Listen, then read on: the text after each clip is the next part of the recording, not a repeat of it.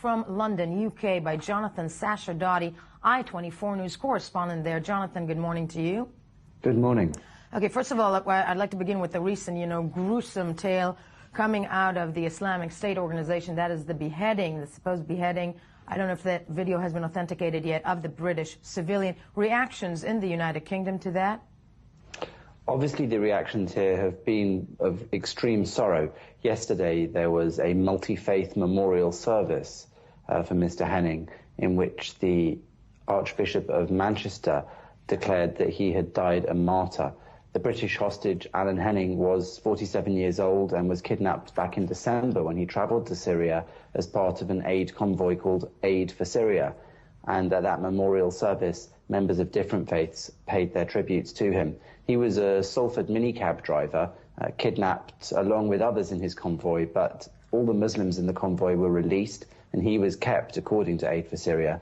So reports from others held there hostage with him have started to come out now as well, which have said that he was subjected to nighttime interrogation sessions by a masked British ISIS terrorist. And then obviously in that rather gruesome video, which is now becoming too regular an occurrence for us to be seeing them on the news, he was beheaded. Yeah, and Jonathan, do stay with us, because more news coming out of actually Britain when it comes to the Islamic organization, and that's this supposed document that was reported in a British newspaper over the weekend about the Islamic State. Also, well, a list of wishes, if you may.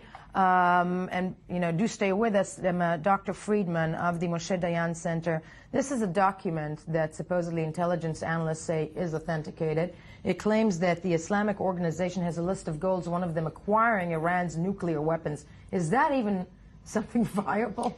I think we have to keep in mind that the Islamic State has pursued a very sophisticated campaign of propaganda. And so while the document may very well be authentic, the fact that it's fallen into the hands of the West may not be a coincidence. Right.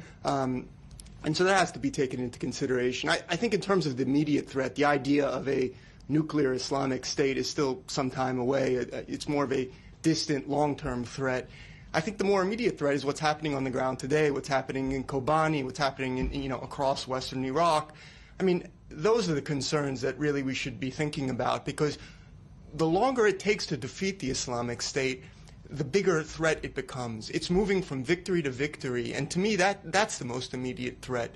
Obviously, talk of a nuclear Islamic State, the idea of weaponizing chemicals and presenting a mass threat to the West is something that should be taken seriously.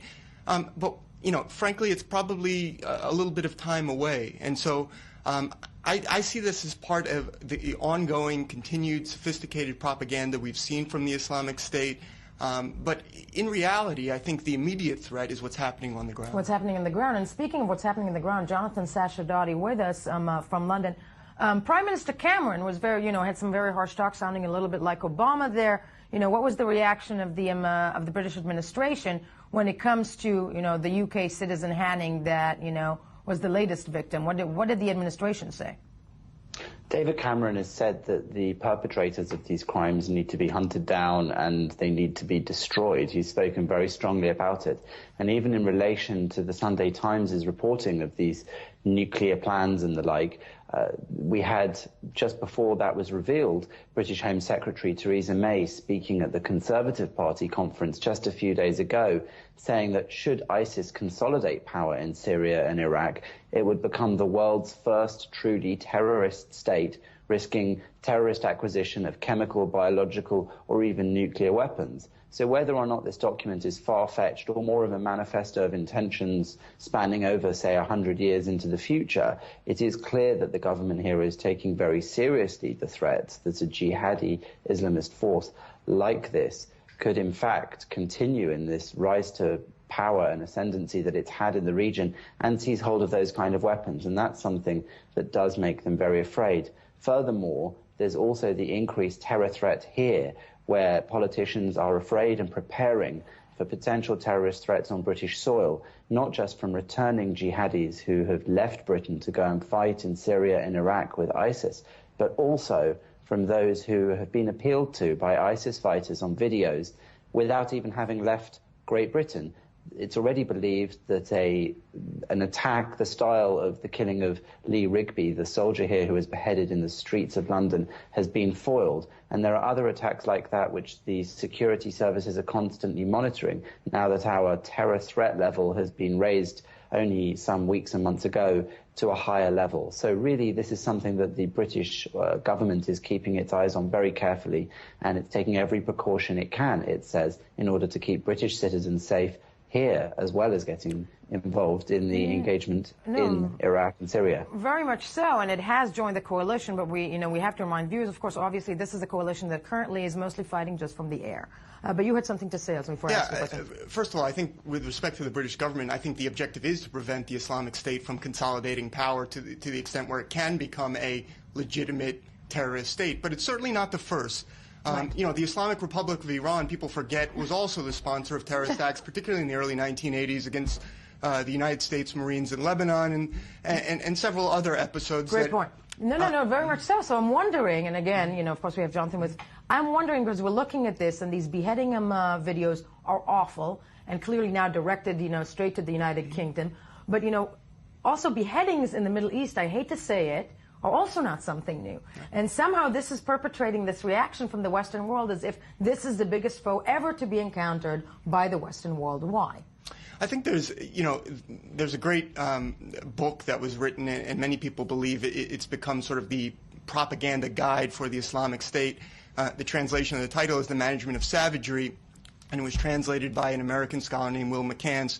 And it discusses how the Islamic State effectively uses tactics like these videotape or video public beheadings as a tool with which to, first of all, strike fear in the hearts of the West. But it's also galvanized the West to some degree, and it's hard to imagine the West sort of coming together in the limited sense that it has up till now without those kinds of videos. Jonathan, one last question to you. You're still staying with me, Dr. Friedman. One last question to you, though. I mean, with all this campaign waged, actually also by the British government to protect, but also convince the British people that this is a foe worth and that needs to be fought right now. But still, is there an inclination, would you say, within British citizens to say, if the government comes out and says we have to send troops on the ground to stop this, or is there still, a resistance because it's known that, in the UK, especially after Iraq 2003, there is no desire to be entangled on the ground in the Middle East? That's right. I think there's still a war weariness here, and we have even, never mind the British public, we have Deputy Prime Minister Nick Clegg, who's come out and said that he would block an extension of British involvement to include even airstrikes on Syria. So we're very far away from the idea of British troops on the ground. And of course, as you just said, the idea of beheadings is not particularly new. The idea of a terrorist state is not new with the Islamic Republic of Iran. So even hearing Theresa May and David Cameron speaking in these apparently strong terms about these things doesn't actually instill all British people with a great deal of confidence, when many of them think that the government are quite late to the party, so to speak. They are just realizing this sort of threat, certainly on the public level, when there has actually been an existing threat for many decades. And many would say that the threat of nuclear Iran is one which is much higher than any threat posed by ISIS and its potential continued rise over coming weeks, months and years. And the British government, again, seems to perhaps be backtracking on its hard line on that, when we saw David Cameron just recently even meeting with the Iranian president over at the UN. And these sorts of things are causing fear in the hearts and minds of some here who believe that the government may be talking tough when it comes to ISIS, but it might in fact be softening its stance when it comes to Iran, which poses, as I said, that far greater threat. Now, interesting. Jonathan Sacerdoti from London, UK, i24 news correspondent. Thank you for joining us.